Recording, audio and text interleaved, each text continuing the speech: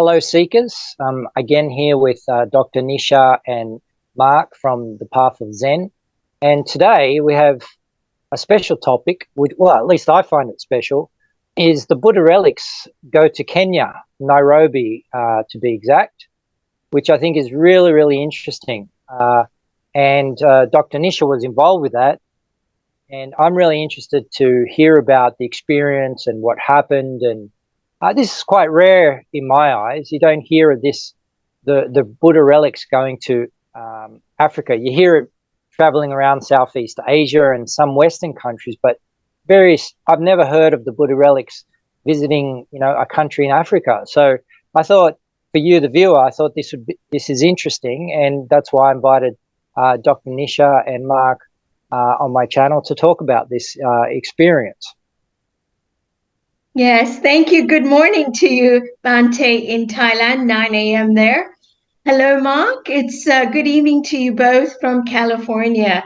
Yes, it was the most incredible, memorable, unforgettable time in Nairobi. I am from Kenya. I was born and raised in Africa. And my long journey in life has taken me, my education, all the way to Minnesota, which is where I learned about the relics and viewed them for the first time in Ghetto. And I've shared in the first session that I am Hindu. I do not know about relics. It was just so interesting. To me, it was like an exhibition of Buddha's artifacts, okay? And it was free. I could not believe it.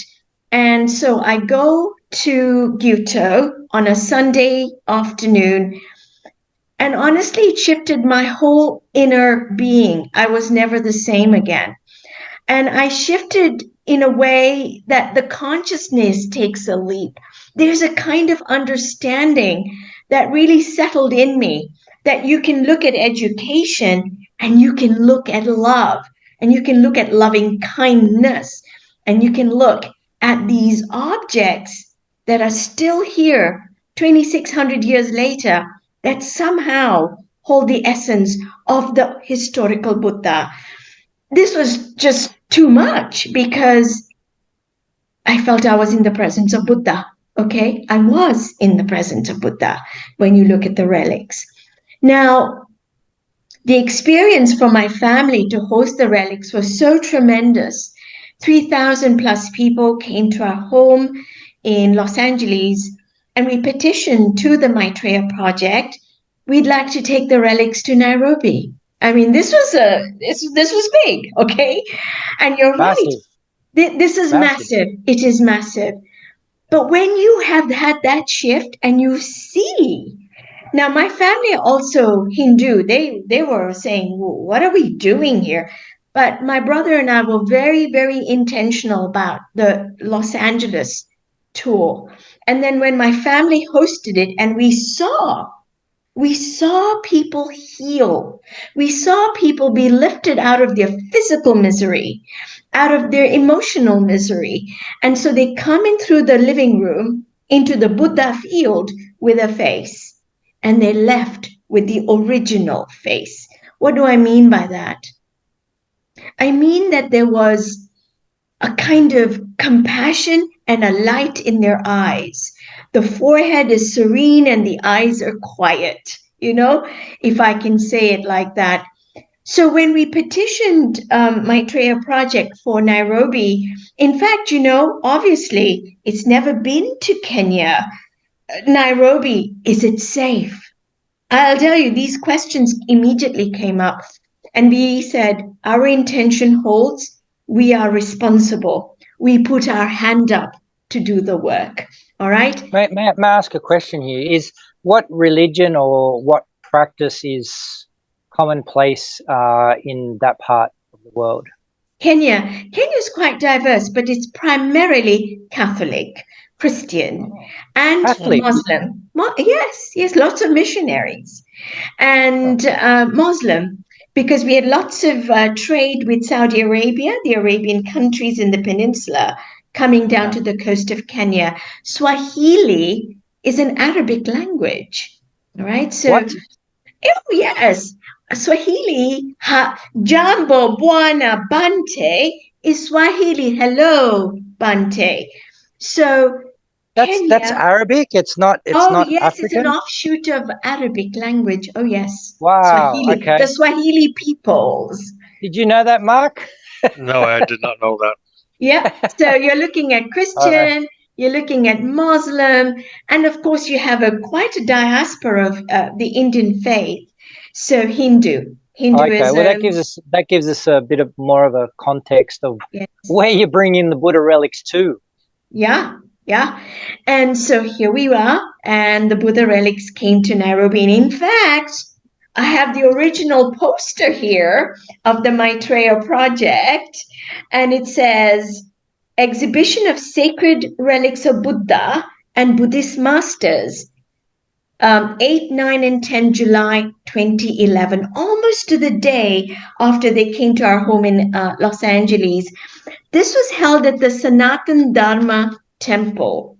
Sanatan Dharma it's like it doesn't have a deity as such, okay? It is, I wouldn't say it's Unity Church, but it's analogous to that, okay? So the exhibition, the actual tour was hosted in the Sanatan Dharma Temple. And I have a few slides to share with you to give you a sense of the magnificence, the diversity of people that came. And as I show you, I'll take you through the opening ceremony. And my goodness, the lines of people, some waited 3 hours plus to get So into the.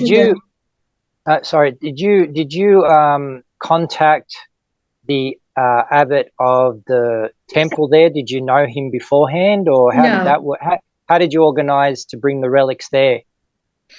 Well, my family lives in Nairobi, and Right. the Sanatan Dharma is a temple which they go for Diwali, the Oh, Diwali Hindu celebration. So the head okay. priest knew, and I'll tell you this, he was quite reluctant, says, we don't bring dead things into temple. And so my family had to explain that this is not a dead thing. This is the relic. This is the essence of Buddha masters. And he agreed. And I think, again, you cannot think about this intellectually or through a religious lens. You have to shift your mindset.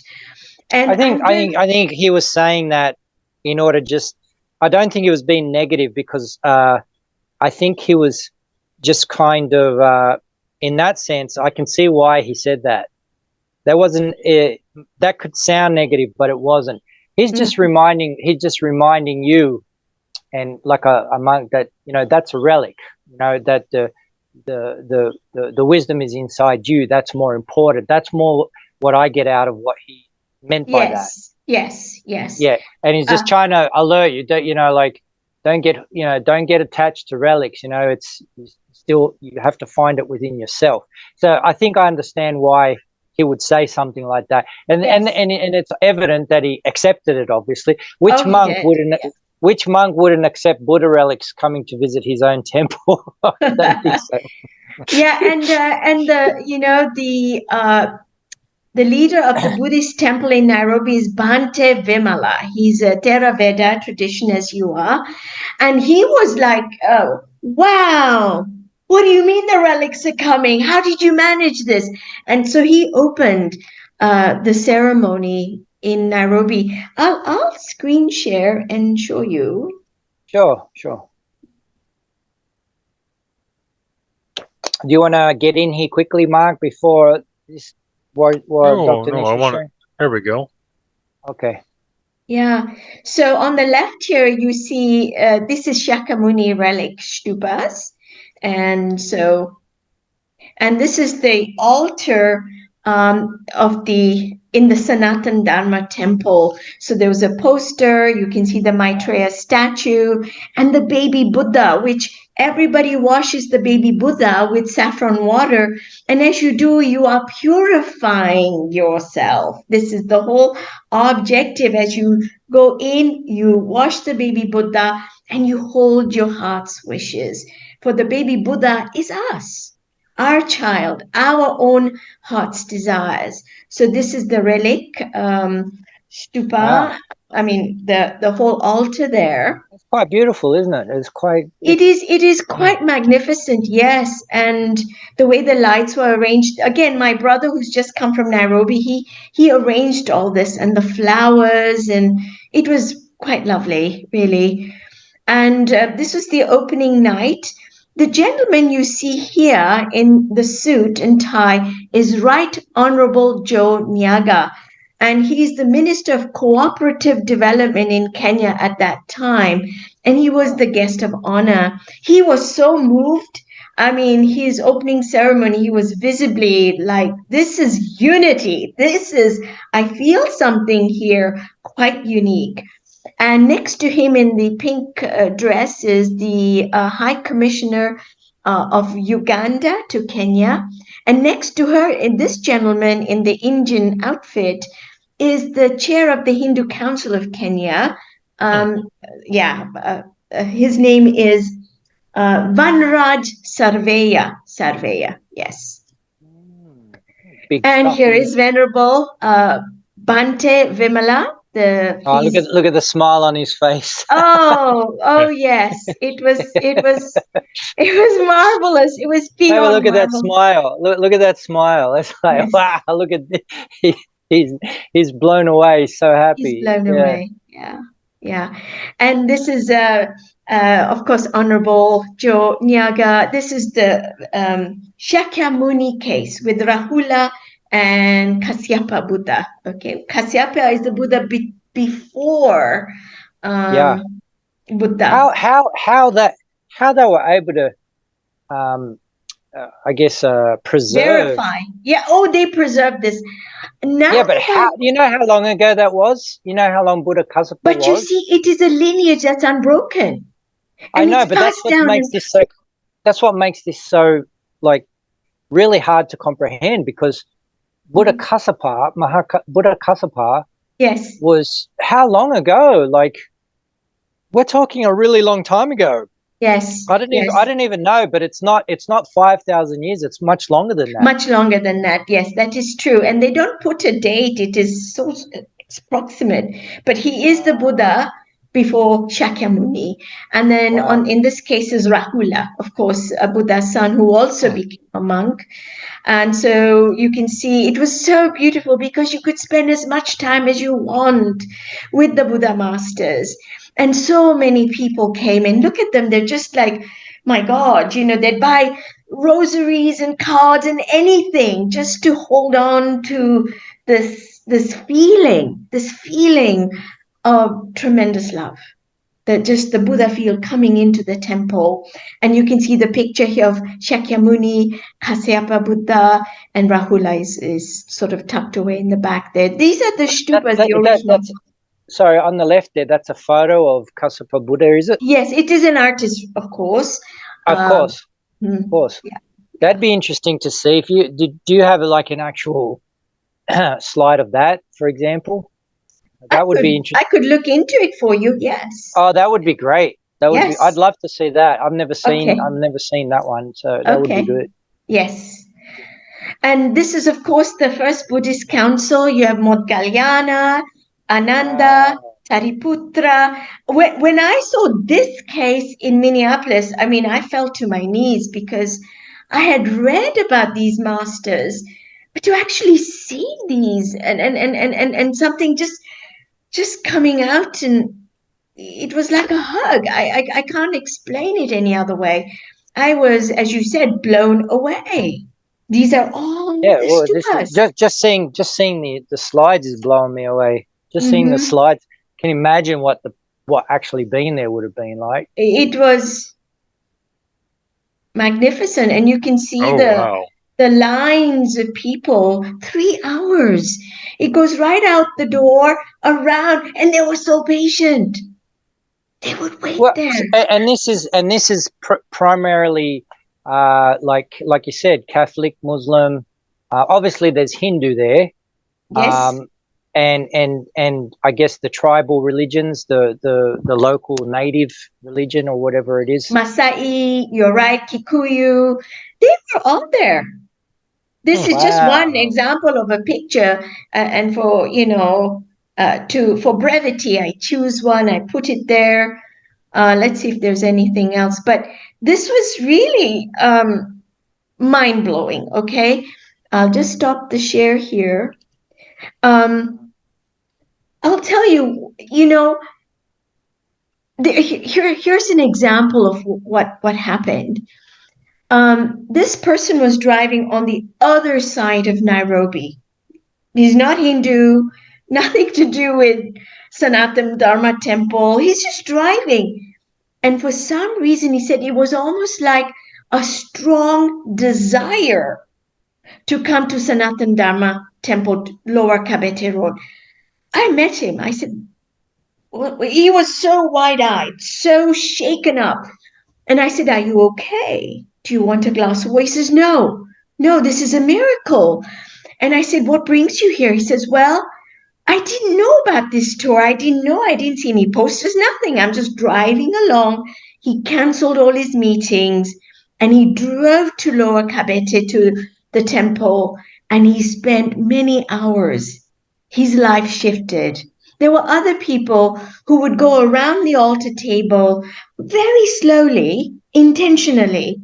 And one said she was looking like this and literally went on her knees. And I said, are you okay? Because you want to be sure that people are fine. Do they need help to get back on a chair?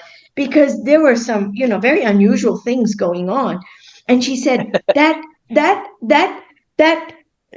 and she's going like this. I said, that what is talking to you?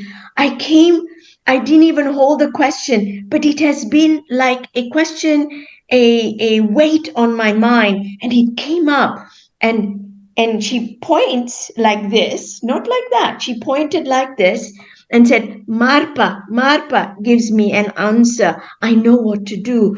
And she started to cry. And she just sat there again for a long, long time. Again, the original face comes. There's not one of, what is this life? What is this life? But one of, I'm connected with the masters. They're here. They're assisting me. You don't have to be a Buddhist faith. They're right here, immediate, and answering. Well, because mind is mind. It's not. The mind is not Buddhist. Yes. It's like the Buddha.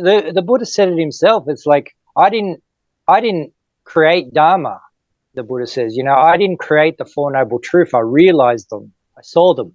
I saw Dharma. I realized the Four Noble Truths. So Dharma is a thing on itself, onto itself. It's not really created by anybody. Nobody owns it, and the mind is the mind. Right. You make a beautiful point, Bhante, because this is untouched by human intellect, untouched by human hand. And you can't, you say thank you. You thank you, because the pathway became clear. Life became, you can see people just, okay. I was doing, because there was a shift.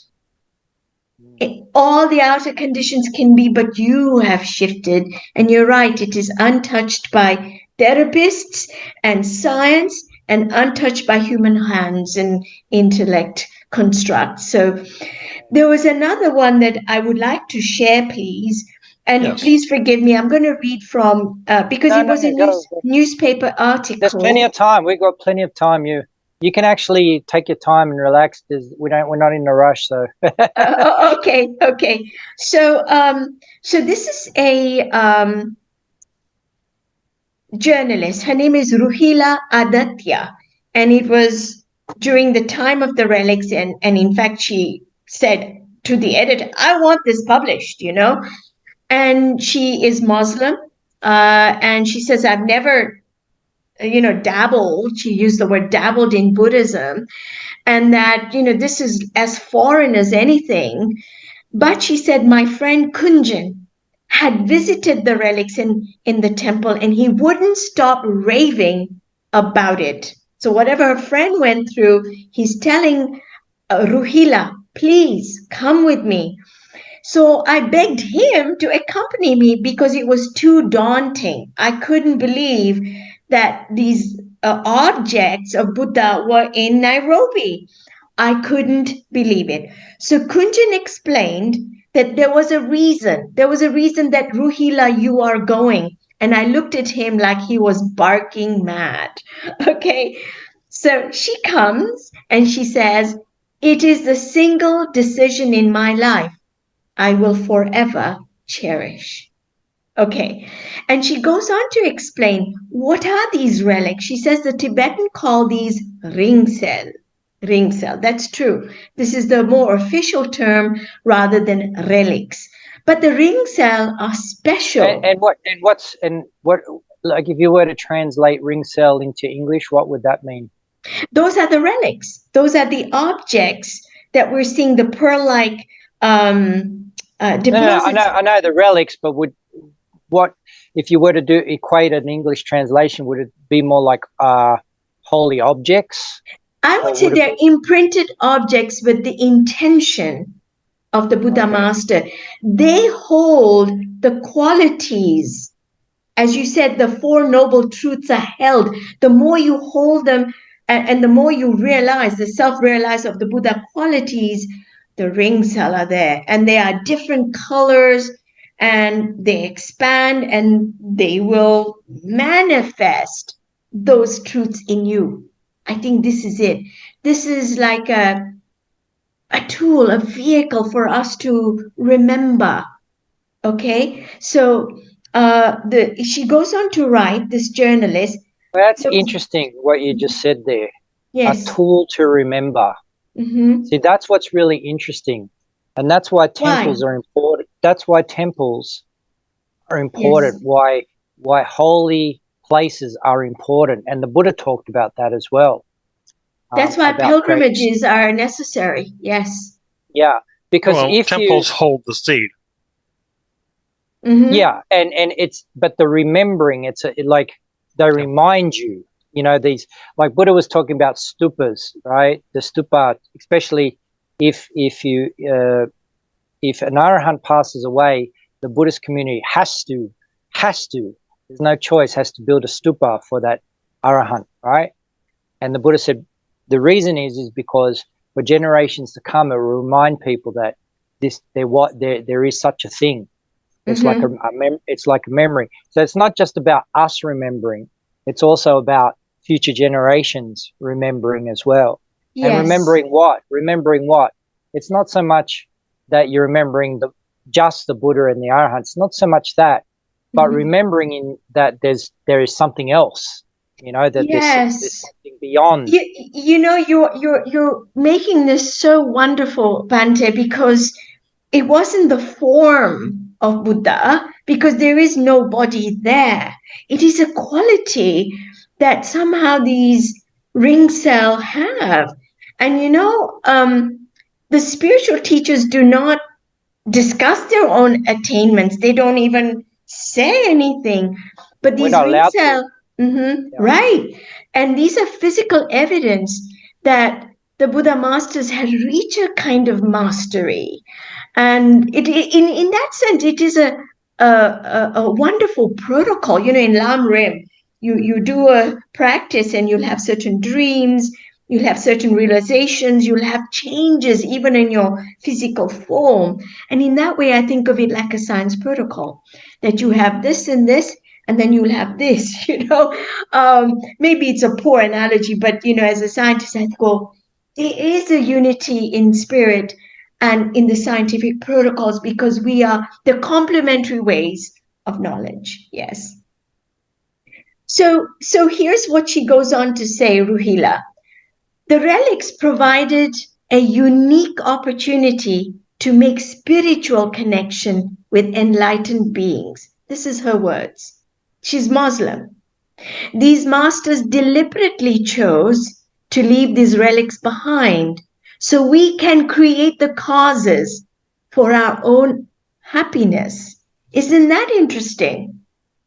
So they're helping us create the conditions for our own lightness, for our own heart's wishes, for our own understanding that this is the whole. This is it. It's very deeply insightful. And she was. I mean, she's writing this, and just by being in their presence, you feel healed, inspired, and at peace. And so, and at the end, she says it was truly soul shifting, moving. And although I'm I'm Muslim, my spirituality grew more varied, more deeper.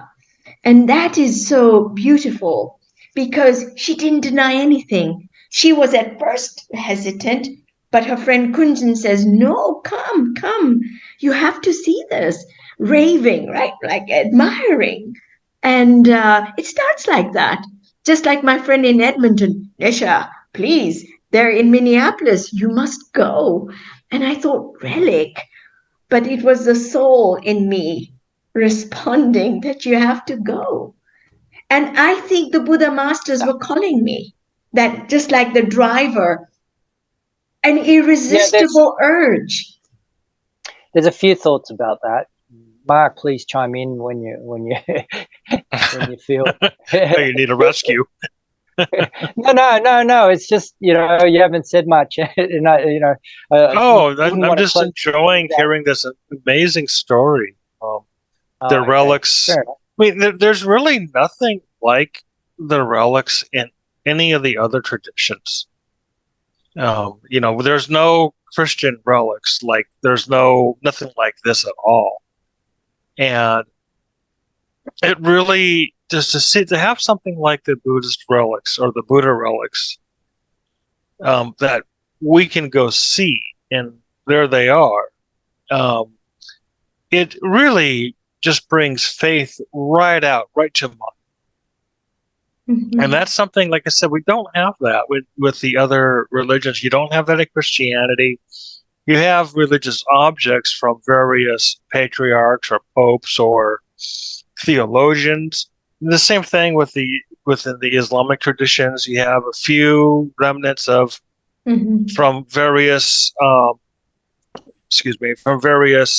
theologians and famous figures, but you have nothing like this. And the just bringing faith, the mind of faith right out, and that's very powerful. You drop right to your knees level of bringing that out and fully encountering your own faith. Yeah, it's like coming home. Yeah, it is coming home. I want to share one more story, and this I would urge your followers to get The Power of Holy Relics to Change Minds and Bring Peace. And this is a book that was commissioned by Lama Zopa Rinpoche, the spiritual director, and he just passed away a few weeks ago. But in Nairobi, I think it was the second or third day, Venerable Paula Chichester, she's from, she was one of the custodians in Nairobi who came with the relics on the plane, and we greeted her at the Nairobi airport and so on. And we were packing up for the night, and one of the Buddha masters, Geshe Lama Konchok. Geshe is, of course, the Tibetan word for teacher. Geshe-la, which is Geshe Lama Konchok. He had perfected all Buddha attributes. He used to, I think, reside in Kopan, Nepal. His relics are part of the tour. He's this diminutive monk that when he was cremated, 90 pounds and 160 pounds of relics were collected. Imagine. They're all over Kopan. So there's a bone relic, and his relics are part of the tour. So on this evening, Paula and we are, closing up. I turned off the lights. Paula's writing in the book. I turned off the lights in the room, and there was a bright light in the case. We all saw it. It's true, because I was there, went, oh my God, is there a light? One of the lamps? Or what is this? It was Geshe-la. The relic was glowing. I took it out of the case and blessed everyone on the head. I'm getting goosebumps because I rushed there. I said, put it on my crown chakra. I was very greedy, okay? I got to get in here first, because I've got a lot of people that are probably watching that. Look, you've got to go check it out. Like it's something. It's, for example, I'll give you the story between Buddha and Mahamoggallana. Venerable Mahamoggallana was walking. I think he was coming back from alms round or something. And Venerable Mahamoggallana was known for supernatural powers above, amongst other things, right? But also very wise. And Venerable Mahamoggallana saw something, right? He saw something beyond the human eye. But he didn't say anything. And he just had a big smile on his face, like a smile. And a layperson happened to see him at that moment. And he asked Venerable Mahamoggallana, why are you smiling? What have you seen? And he said, oh, you can ask the Buddha. He says, no, you tell me none. He said, no, you can come and ask Lord Buddha. So later on that day, the layperson came and asked the Buddha, paid respect and all the usual. And the Buddha said, Mahamoggallana saw something and he didn't say anything. But I can confirm that he saw it. And then the Buddha goes on a talk about, when we talk about supernatural things, usually people out there think, that it's not happening or that it's not real or that we're crazy, right? But the problem in our society is because there's very little spiritual. Well, probably that's not fair, but I would say not many people meditate so that would have a level of concentration, a daily level of concentration that exceeds 6-7 hours of sitting practice. Not many people have that in the Western world. Mm-hmm. So they're unable to perceive that such things exist, right? Because you're talking about a mind that's not developed. Yes. Okay. So we need to. That's why it's not because we're afraid. It's not because we're crazy. It's just it's hard to talk about an experience to somebody else that has not experienced it. That's why I have a saying: experience cannot be translated. Yes. Right? So you're okay. You're safe with me, but I'm also saying this to people watching this and confirming that what Dr. Nisha has seen. I've seen things like this in these situations where people start doing all kinds of things. I can't speak on whether relics shine. That's just a no-go zone for a monk. I can't talk about those kind of things. Yes. Because the Buddha made it very clear that monks cannot talk about these kind of things for this reason. Right. For this reason. Right. Right. Because a monk or someone or a samana, right, a holy person, someone who's practicing, okay, it's not just monks, it's anybody like a rishi or anyone who's practicing, a samana, or a sekya, someone in practice, where they're practicing day and night, and they're really pushing themselves to the limit, which drives you crazy sometimes because you're going beyond, you're breaking all your limitations. You're eating little food, you're drinking little water, you're dealing with harsh conditions, and you're pushing yourself to the extreme. Some people go crazy for a while because you're going beyond you're going beyond that normal conditioning, and that sometimes can drive you crazy. And when I say crazy, I say it in a healthy way, in the sense that you turn around and it's like this, okay? It's like, say for example, you grew up in a family and you're thinking that your mother and father is your mother and father and your brothers are your brothers. And then one day after 20 or 30 years, say 30 years, you find out you're adopted. You actually find out the truth that they're actually not your mother and father, not real, right? So that would create a certain psychological experience in you, whether negative, positive, but it would certainly really, really get into the electrodes that connect to your brain and your nervous system, cause a lot of kerfuffle, cause a lot of the wires to be like, what the hell? This does not compute. This does not compute. You know, so your reality is totally changed. It's changing, and you're seeing a totally different reality to what you're accustomed to. And that can cause some people to start yelling and screaming yelling and screaming. It can cause people to faint. It can cause people to get a temperature and get ill. It can cause people to just be out there for quite some time, right? So this is the logic behind it. So when you see something like the relics, which is so powerful, like what people don't understand in general is the Buddha had developed all the parami. Yes. And to understand that is difficult in itself, even for me, what that means. But what I do know, having practiced for a while, that's a lot. It's massive. It's so massive that it's incomprehensible. It just defies the mind.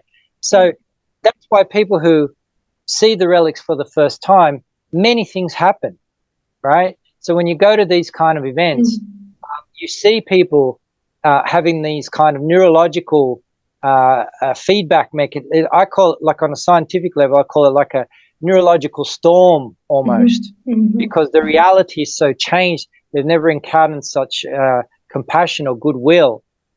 You know, and the relics of the Buddha and the Masters emanate, or the power of such a place like where the Buddha enlightened and things like this. It causes neurological storms in some people, and it causes these reactions. You're right. You know, I did observe that, at least in Los Angeles, that there would be people who would come to the front door and they couldn't come in. They had to go out and stagger back. And I remember one person went back to a car and cried for a whole day. She actually slept in her car. We realized that. We said, come in, have breakfast, have a shower, and then she could come into the Buddha field. But here's what I've also seen, Bhante. When people begin serious meditation, the Siddhi powers will be awakened. But that is not the reason. It's a gift, but you walk right through them.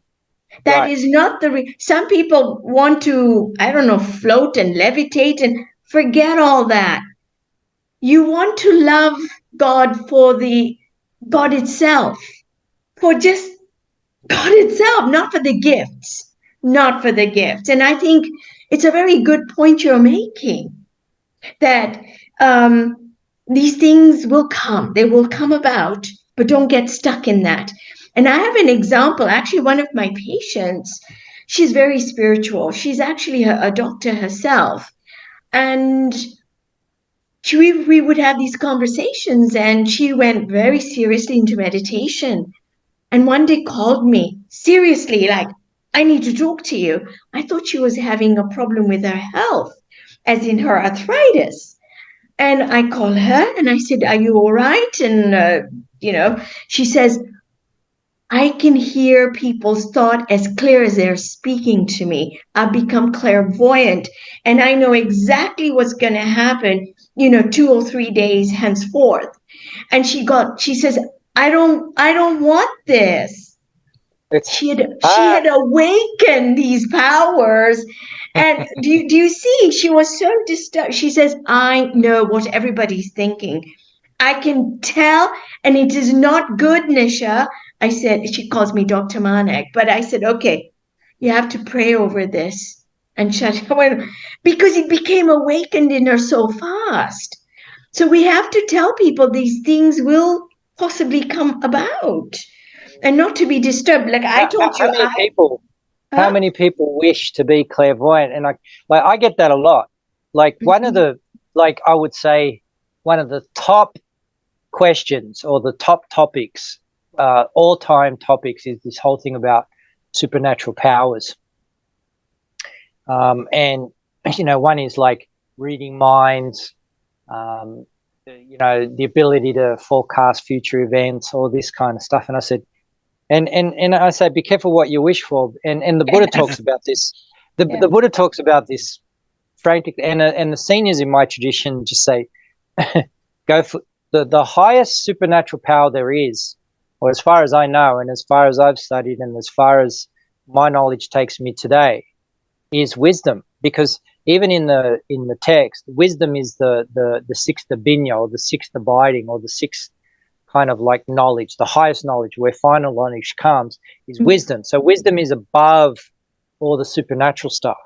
Yes. And if you're a clairvoyant and you yourself have not got a stable foundation or a stable level of concentration, and you're not able to keep your feet on the ground, and you float off into this. So that's another thing. People float when they meditate instead of being grounded. And that's dangerous, because you can get caught by dark forces in that situation. Yes. I was actually going to say something about that, exactly what you were talking about, because within the Zen teachings, they will talk about that various things, these supernatural powers, can happen. And this is something that meditators, or people who go deeply into their own minds, can bring about. Without a teacher, without somebody that can guide you and help you and stabilize you, the chances of slipping into madness happens. And the chances of bringing in something very dark is true. And I actually remember that happened to a young woman, and the Zen Center priest actually performed an exorcism because it was dark of what she brought back with her. So that is the unspoken. It's not spoken about very much within the Zen communities anymore. Most people just say, "Oh, just sit, meditate, everything will be great, and groovy, and happy, and then we'll go drink tea." But yet, when people start having problems, and it's like, "Hey, look, I'm meditating, and I'm actually ending up in a different position or in a different part of the room, or I'm hearing everybody else's thoughts because I'm thinking everybody's talking, and they're not, or I'm talking about things that haven't happened yet." And people say things like this, and then the Zen centers don't know how to handle it. They're like, oh, what's this?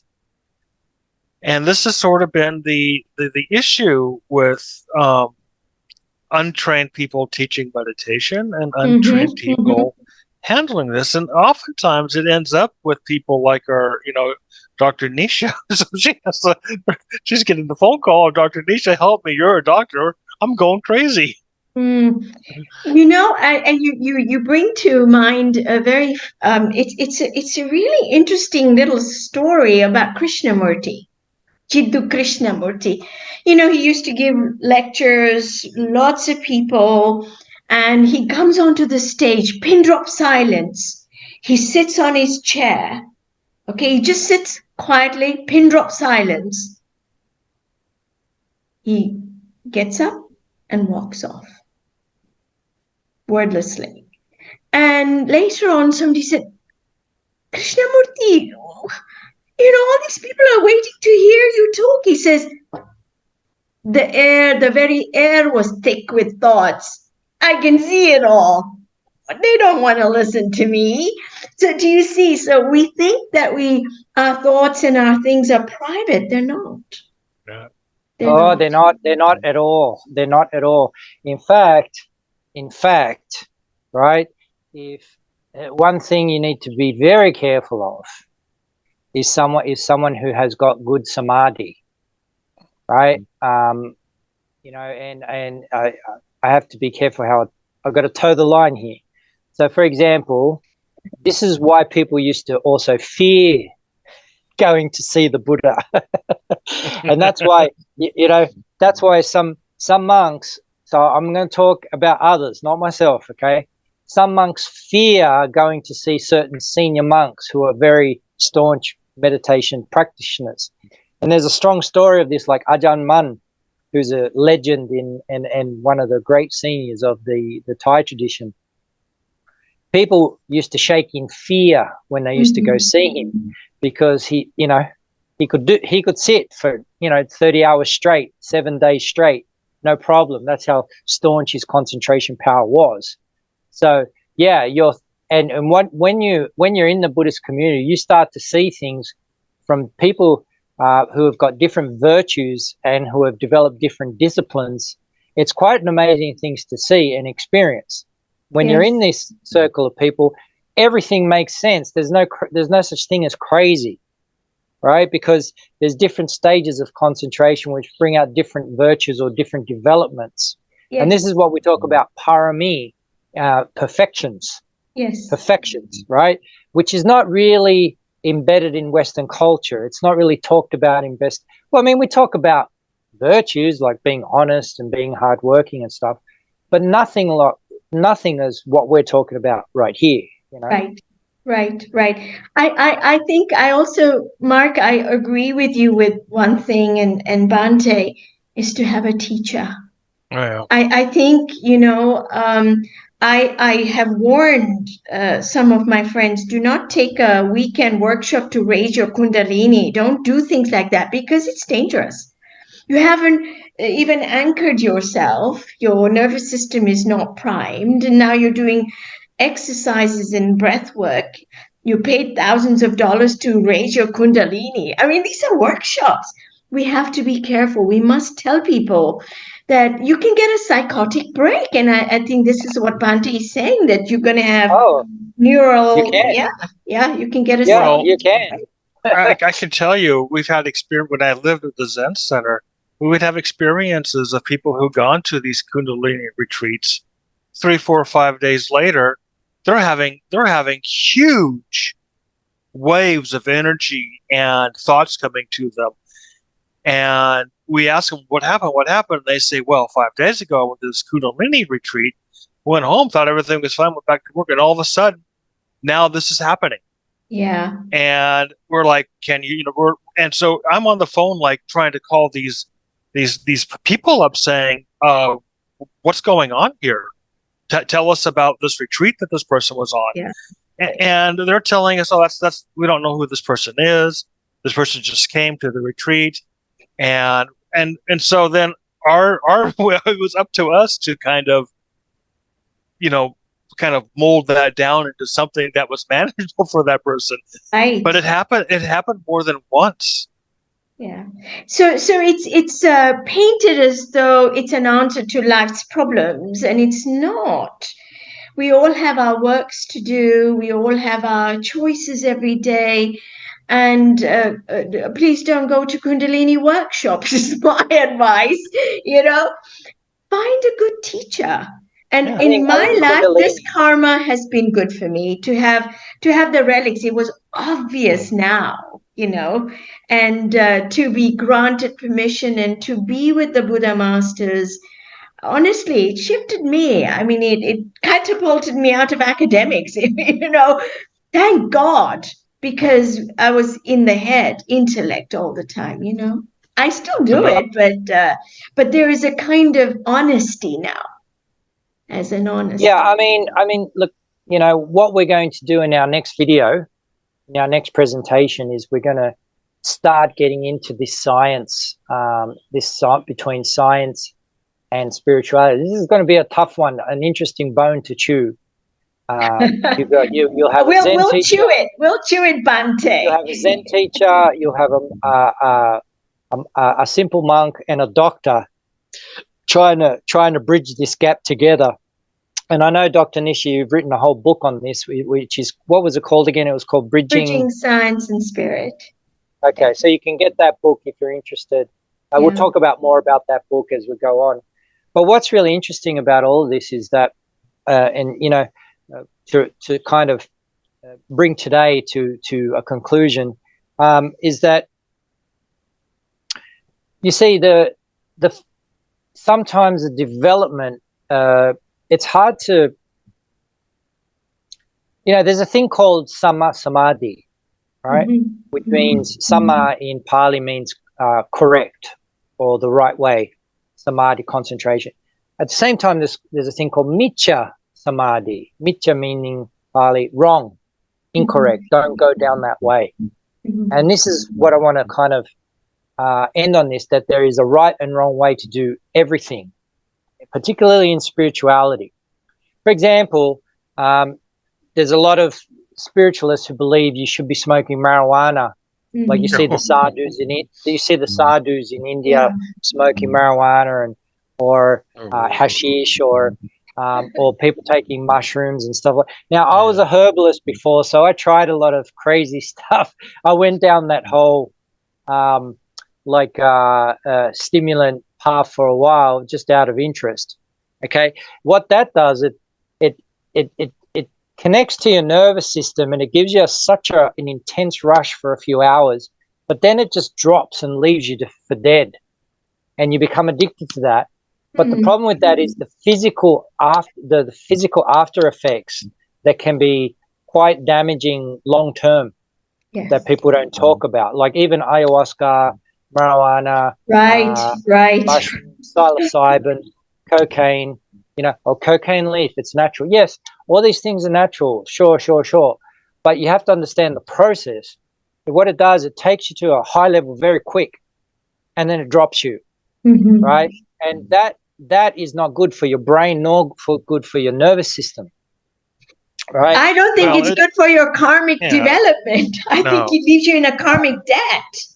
So forget the physical. And that when my teacher told me that on, he's discussing these things, and even Vimala Tucker, she has said, please be careful. Kundalini is one, and also these LSD and these types of drugs, karmic debt. When they said that, that's it. Because we are here to go into with a consciousness. This is not the way to do it. No, exactly. It's quite artificial when you look at it. Like it's like a quick gratification. It's like alcohol, self-medicating. It's a quick gratification, but then you get dropped.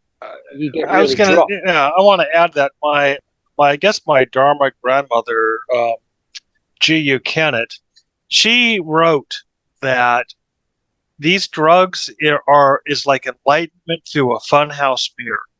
You get a really distorted view of things, and it can leave a scar. It can leave a spiritual scar.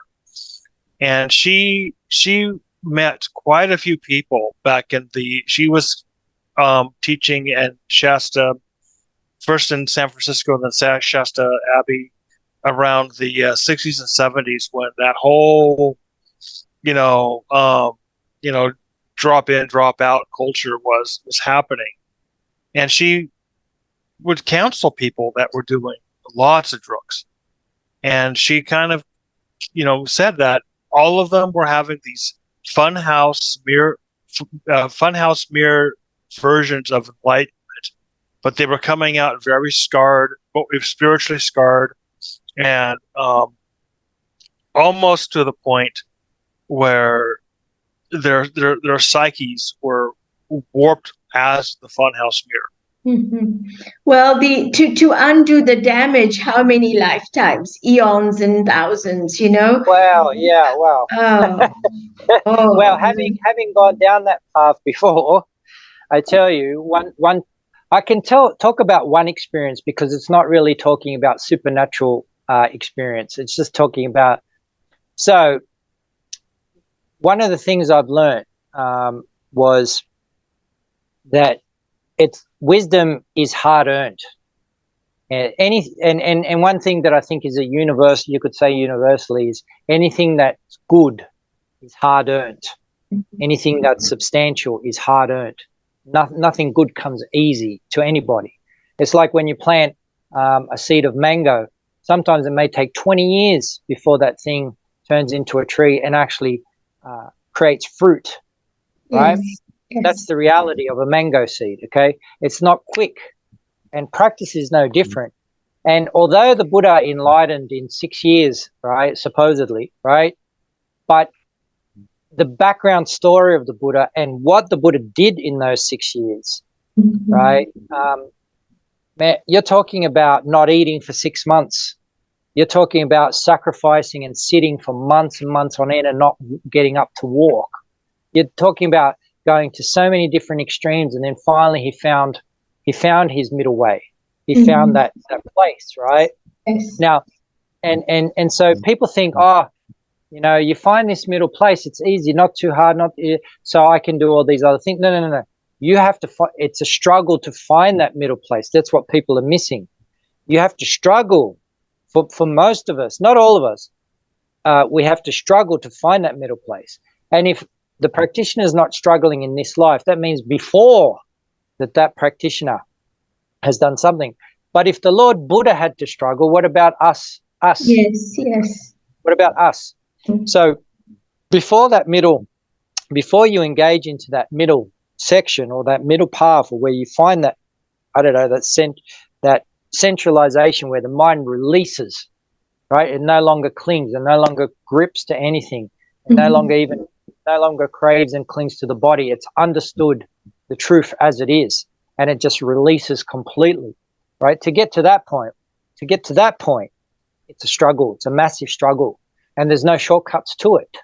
Yeah. And that's the one lesson I've learned.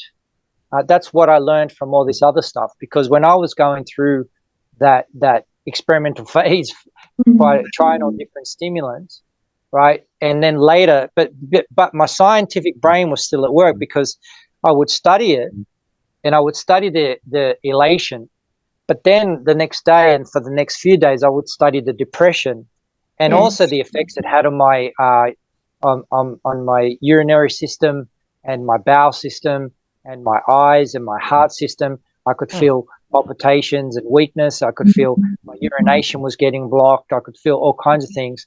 And also on certain different other stimulants, I would feel this dull kind of heaviness afterwards that couldn't be relieved in a normal way, because I took myself up extremely high very quick. Yeah. And so you get addicted to that, and then you fall down really low. You see? So this is something that's very misunderstood in the spiritual circles. Now, sama samadhi, that is something that one has to sit down and develop with hard work over time. You see? And it's not something you can do. That's why people get bored with it. That's why people say it doesn't work, because you sweat, you go through a lot of pain, and you've got to sit for hours and hours and daily and daily and daily. You get their benefits immediately, but and meditation walking, and also keeping the mind in sati, awareness, where you're totally always absorbed and focused on the object at hand. And this is very boring and difficult to do. It's a task, it's a chore. It's like it's no different from getting a shovel and just shoveling sand. It's really not different to that. It's actually not an exciting thing. But what people want is the exciting results immediately. And when people, and this is the big mistake people make when they come to meditation retreat, particularly temples, especially the forest temples, after a week they run out of here because they just can't handle the discipline. They're not at that level. Right. You know? So I need to say that samasa, concentration, the real stuff that produce the big parami, the real stuff, where it takes to the point where the mind, where chitta releases completely from all the bondage, right? You cannot cheat that. You cannot get there through stimulation. You cannot pretend. You cannot pretend. You can't cut corners. You've got to struggle to get to that middle ground. And you have to sweat and go through a lot of pain and anguish and all kinds of emotions and things in order to let go of them. You have to go there. You have to go to every corner of your existence and uncover it for yourself. It's a very deep and profound study of who you are, of what you are, right? And you're leaving no stone unturned. Whereas when you take any kind of stimulant or you go to some short workshop, right? The workshop takes you, it takes you up really, really quickly, right? You think, oh, I'm spiritual really, really quickly. Then it drops you. Right. when you leave. This is right? a true thing. Yes. Yes. Yeah, So, those hyperventilating workshops, called the Cobra Breath or the Kundalini. Yes. And then, Yes. it's yeah, well, we have But to. I think Bhante is saying instant gratification is a big problem. it is in the West, and it's something that I think we've everywhere. become addicted to. I Oh think yeah, everywhere, Mark. I think everywhere. it's the modern world. No, I don't. Look, I agree with you that it is the modern world, but the Buddha talks about this. Like, I'm sure in the I Hindu think it teachings. was in all Yeah. ages we have these human conditions and they repeat themselves and repeat themselves. I mean, you look at the addiction to intimate relations. That has never ever gone away. There's that. That has been there from from the beginning of time, as well as pleasures. I think pleasure seeking, because the Buddha talks about this, and so do many other sages. The seeking of pleasure has been it's a timeless, time-old thing, where we want to get that gratification quickly. We don't want to feel the pain on things like this. But if you want to come to spirituality, you better love pain. You better learn to. You got to learn to deal with it. You need to, and it's like Ananta Mahabua says, the pain threshold is something one has to jump over at some point. Mm-hmm. You have to actually let go of it. You have to go to it where like he was talking about, where he was sitting for 6 hours straight every day, and he was so adept that he sat once and his hip broke.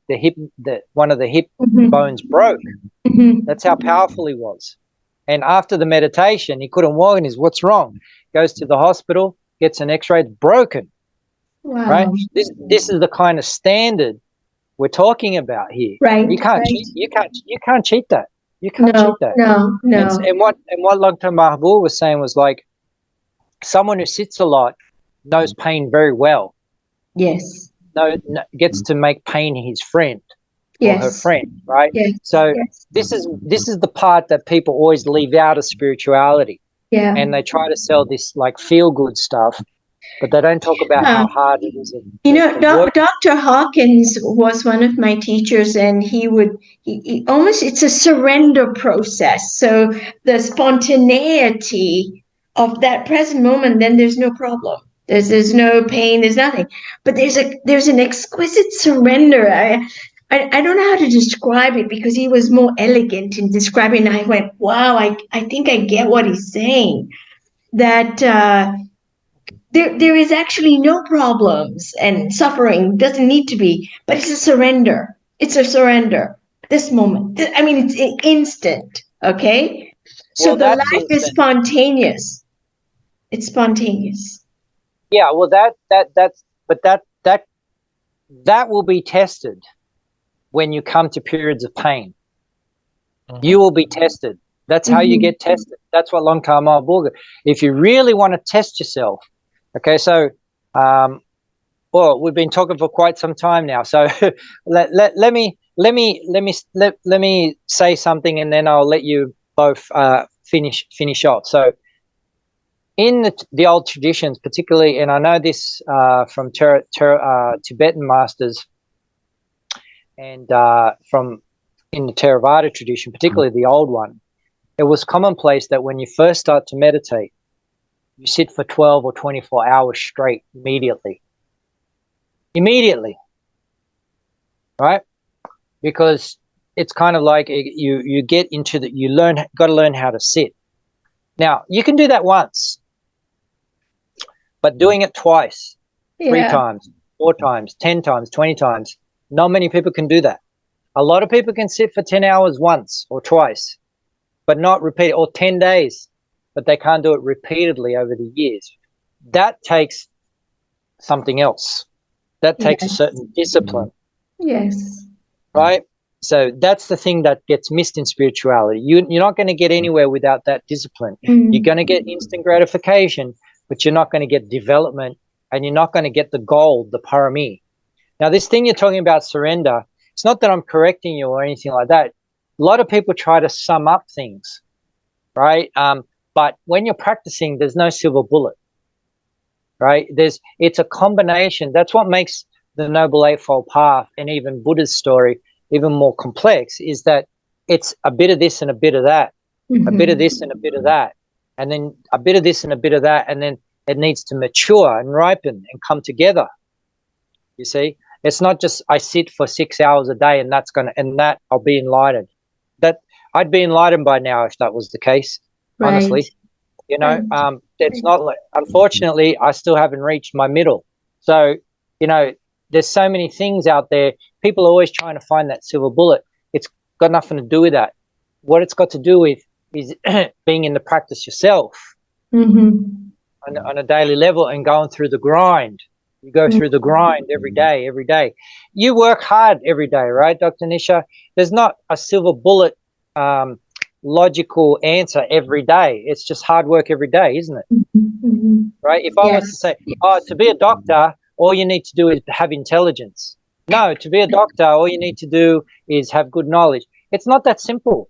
No. There's a lot of things that are involved in being a doctor, and it requires a lot of dedication and so many other things, that so many sacrifices that are out of the normal circle of seeing, that it's hard to explain how to be a good doctor is. It means getting up early. It means reading a lot, studying a lot, doing a lot of things you don't want to do. Right. That's the truth. That's the truth, isn't it? Right. It is the truth. Yes. Yeah. So the truth of spirituality is that you have to do a lot of things in order to discover yourself that you don't want to do. It means not sleeping. It means not eating. It means dealing with bugs. It means dealing with harsh temperatures. It means, you know, being told off. It means, you know, so many things here, right? So all I'm saying in this is like let's conclude now. Going back to your things where you're talking about the relics, people having these out-of-body experiences and stuff. Yes, that's the power of the Buddha. That's the power of the Buddha. How many stories in the Buddha teachings where people would just see the Buddha and just faint or just drop to their knee? Yeah. You know, the actual Buddha. How many people? You know? It's inconceivable. Just even, I mean, the relics. You know, we have a Maitreya statue, and I was thinking next in the science section that I would go to my brother's home, because we have the stupa and the Maitreya statue as gifts. They were given to my family. You're right. I cannot fathom. I can't imagine. I can't. Okay. It just stops. I can't. Because right. these really blow you away. Any last words, Mark, before we close up for today? I think that the Buddha relics are definitely charmas, definitely teachers onto themselves. You know, those are a very different kind of teaching, but I do agree with Dr. Nisha to avoid those weekend Kundalini exercises. Don't go to these Vipassana, Golinka retreats.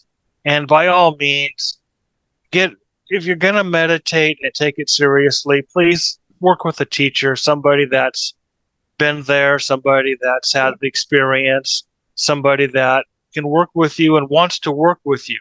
You know, sometimes the people go to these Dharma centers and they think that that's their teacher, but then they find that there's really nobody there to work with, or nobody wants to work with them. So, it's like for me, I took a long time to find my own teachers. I took 3 years searching. And I would say that for anybody really serious, please find a teacher. Yes, good. Okay, well, may all beings be well and happy. Thank you very much for your time, Dr. Nisha. Thank you very much for your time, Mark. I hope you watching enjoyed this hour-long video. It's going to be going to cause me a lot of suffering to edit and upload this video. You won't do it. But today just went how it went. Okay, so thank you both very much. I'm very honored to be with you both. Next one with Dr. Nisha and Mark, we're going to be attempting to bridge the gap between science and spirituality with Dr. Nisha. And She will let us know what her book's about and what she's discovered, and what Dr. Nisha has, I guess, her what she's posturing, or what she thinks about all this, and we're going to go deep into that.